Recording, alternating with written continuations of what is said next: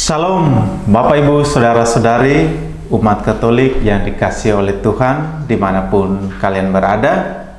Semoga dalam keadaan sehat-sehat dan bahagia selalu. Selamat berjumpa bersama saya Julius Mei dalam acara Wahana Religi Obrolan Pagi Inspirasi Rohani dari Kantor Kementerian Agama Kabupaten Nunukan. Pada hari ini kita akan mendalami salah satu subtema dalam Bulan Kitab Suci Nasional tahun 2022. Bagi kita umat Katolik di Indonesia khususnya pada bulan September kita mengenal Bulan Kitab Suci Nasional. Oleh karena itu, pada kesempatan ini kita akan mendalami mengenai salah satu subtema Bulan Kitab Suci Nasional tahun 2022. Untuk kita ketahui bersama, tema besar Bulan Kitab Suci Nasional kita pada tahun 2022 ini adalah Allah Sumber Harapan Hidup Baru. Dan pada kesempatan ini kita akan mendalami subtema yang keempat, yaitu Allah Sumber Harapan karena Kerahimannya. Bapak Ibu Saudara-saudari umat Katolik yang dikasihi oleh Tuhan. Ketika pandemi COVID-19 melanda, tidak jarang orang bahkan tidak lagi percaya kepada Tuhan karena aneka tantangan yang datang silih berganti. Pada titik tertentu ada yang merasa bahwa mengikuti kegiatan rohani hanya membuang-buang waktu, sebab secara langsung mereka tidak merasakan kerahiman Tuhan yang menyelamatkan mereka, baik di lingkungan, keluarga, maupun dalam diri mereka sendiri. Pada pendalaman subtema yang keempat ini, kita diajak untuk melihat kembali relasi kita dengan Tuhan bersama Nabi Hosea. Perikop pada kitab Nabi Hosea pada bab 11 ayat 1-11 akan membantu kita dalam menilai relasi kita dengan Tuhan itu sendiri.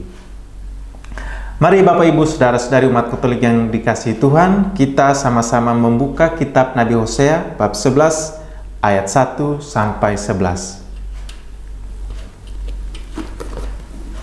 Mari kita sama-sama membaca. Ketika Israel masih muda, kukasihi dia, dan dari Mesir kupanggil anakku itu. Makin kupanggil mereka, makin pergi mereka itu dari hadapanku. Mereka mempersembahkan korban kepada para Baal dan membakar korban kepada patung-patung. Padahal akulah yang mengajar Efraim berjalan dan mengangkat mereka di tanganku, tetapi mereka tidak mau insaf bahwa aku menyembuhkan mereka. Aku menarik mereka dengan tali kesetiaan, dengan ikatan kasih. Bagi mereka, aku seperti orang yang mengangkat kuk dari tulang rahang mereka. Aku membungkuk kepada mereka untuk memberi mereka makan. Mereka harus kembali ke tanah Mesir, dan Asyur akan menjadi raja mereka, sebab mereka menolak untuk bertobat. Padak akan mengamuk di kota-kota mereka, akan memusnahkan palang-palang pintu mereka, dan akan memakan mereka di benteng-benteng mereka. Umatku betah dalam membelakangi aku. Mereka memanggil kepada Baal dan berhenti meninggikan namaku. Masakan aku membiarkan engkau, hai Efraim, menyerahkan engkau, hai Israel?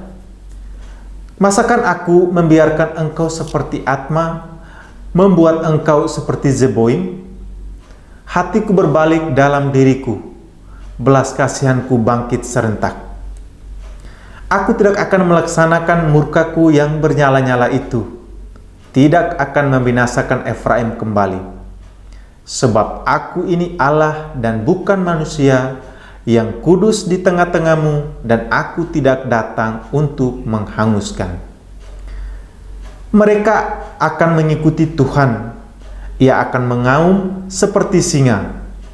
Sungguh, ia akan mengaum, maka anak-anak akan datang dengan gemetar dari barat, seperti burung dengan gemetar datang dari Mesir, dan seperti merpati dari tanah Asyur, lalu aku akan menempatkan mereka lagi di rumah-rumah mereka. Demikianlah firman Tuhan. Demikianlah sabda Tuhan. Syukur kepada Allah. Bapak, Ibu, saudara-saudari umat Katolik yang dikasihi Tuhan. Setelah kita membaca kitab Nabi Hosea, ada 3 hal yang bisa kita simak dengan lebih sungguh-sungguh. Yang pertama, kasih Tuhan dan pengasuhan Israel. Yang kedua, Israel, anak yang tidak setia. Yang ketiga, Allah dan kebaikannya. Yang pertama, kasih Tuhan dan pengasuhan Israel. Pada awalnya status Israel adalah orang yang bebas. Namun karena mereka terjebak dalam penindasan Sang Tuhan, Tuhan pun berinisiatif memanggil mereka menjadi anaknya. Dasar utama pengadopsian ini adalah kasih Tuhan. Tuhan mengasihi Israel. Tuhan menarik mereka dengan ikatan kasih. Mesir menjadi tempat di mana Tuhan memanggil mereka. Tuhan mendengar jeritan minta tolong yang diserukan oleh orang Israel. Lalu Tuhan mengutus Musa untuk menyelamatkan mereka. Dari peristiwa tersebut, Tuhan menyelamatkan Israel dari perbudakan Mesir dan juga menyelamatkan mereka dari ancaman mengikuti dewa-dewi Mesir. Pada ayat ketiga yang telah kita dengar, Tuhan mengajak bangsa Israel berjalan, mengangkat mereka dari kejatuhan dan menyembuhkan mereka dari luka. Tuhan juga mengangkat kuk dari tulang rahang mereka dan dengan membungkuk Tuhan memberi mereka makan. Hal ini bisa kita temukan pada ayat yang keempat. Hal ini mau mengatakan bahwa bagaimanapun Tuhan adalah Bapa yang baik. Dengan penuh kesabaran, Tuhan menyediakan apa yang dibutuhkan oleh anak-anaknya. Tuhan ingin memastikan bahwa mereka benar-benar merasa nyaman agar kehidupan mereka menjadi lebih baik. Tuhan setia kepada janjinya. Ia mencintai umatnya dan melakukan yang terbaik guna melangsungkan hidup mereka. Kasih Tuhan itu tidak pernah berubah.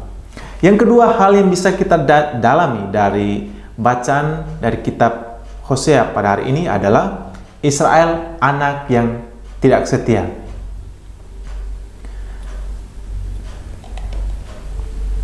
Perhatian dan pemeliharaan Tuhan memang dinikmati oleh bangsa Israel. Namun sayangnya mereka tidak menunjukkan kesetiaannya kepada Tuhan. Dalam perikop tadi terlihat dengan jelas sejumlah ketidaksetiaan orang Israel kepada Tuhan. Yang pertama, Tuhan memanggil Israel tetapi mereka berpaling kepada Baal, sembahan yang lain. Orang Israel kelihatannya berpura-pura tuli. Makin dipanggil mereka malah makin menjauh. Sepertinya mereka berusaha untuk mencari Tuhan yang baru yang dikira memberikan jaminan yang lebih baik daripada Tuhan. Yang kedua, Israel menyembah Baal. Perlu diketahui Baal adalah nama salah satu dewa yang disembah oleh orang Kanaan. Orang Israel rupanya tergoda untuk mempersembahkan kurban kepada Baal tersebut. Itulah 2 contoh ketidaksetiaan bangsa Israel kepada Tuhan. Sikap tidak peduli dan tidak setia bangsa Israel ternyata punya konsekuensi. Yang pertama, mereka harus kembali ke Mesir. Yang kedua, mereka akan jatuh ke tangan penguasa lain, yaitu Asyur, yang akan mendatangi mereka dengan pedang, menyerang, dan memusnahkan mereka. Oleh karena itu, seruan Nabi Hosea ini sebenarnya mengajak orang Israel untuk bertobat dan kembali kepada Tuhan. Hanya itulah jalan satu-satunya jika bangsa Israel ingin mendapatkan perlindungan maksimal dan memperoleh kehidupan. Hal yang ketiga yang bisa kita dalami yakni Allah dan kebaikannya. Memperhatikan sikap tidak setia orang Israel sudah selayaknya jika orang Israel itu dihukum. Namun Tuhan tidak mengutamakan hukuman. Ia memutuskan untuk tidak menghukum Israel dan tidak akan melampiaskan kemarahannya kepada mereka. Ada dua alasan di sini. Yang pertama, karena Dia adalah Tuhan, Allah yang hidup. Ia mencintai kehidupan dan bukan kematian umatnya. Jika seorang ayah menghukum anaknya yang nakal, Tuhan justru memilih cara lain untuk menyadarkan anaknya. Bukan dengan hukuman, tetapi Tuhan memilih untuk menuntun dengan kesabaran. Hal kedua, mengapa Allah memilih untuk tidak menghukum Israel?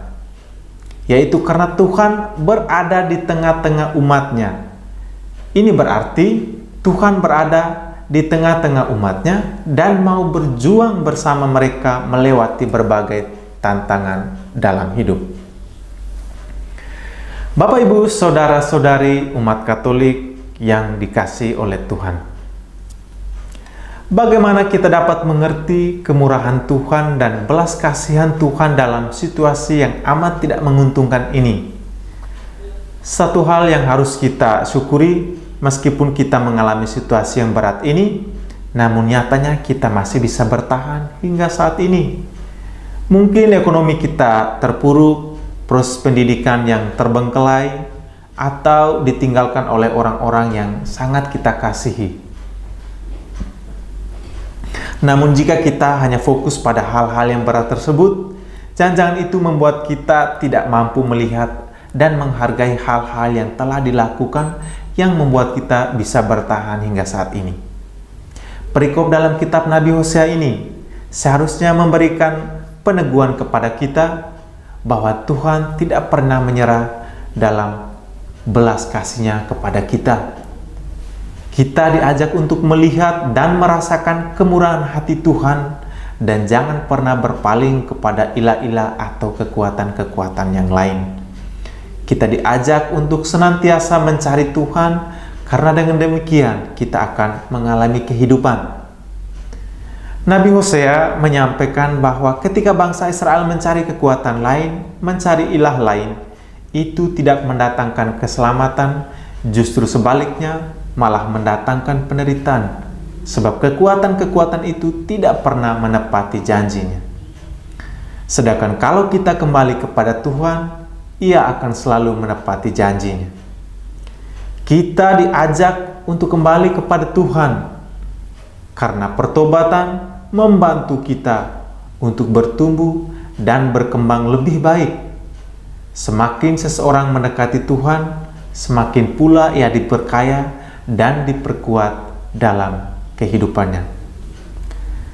Demikian permenungan kita hari ini. Semoga membawa kita kembali kepada Tuhan, Allah yang senantiasa setia mengasihi kita. Tuhan memberkati kita sekalian. Shalom.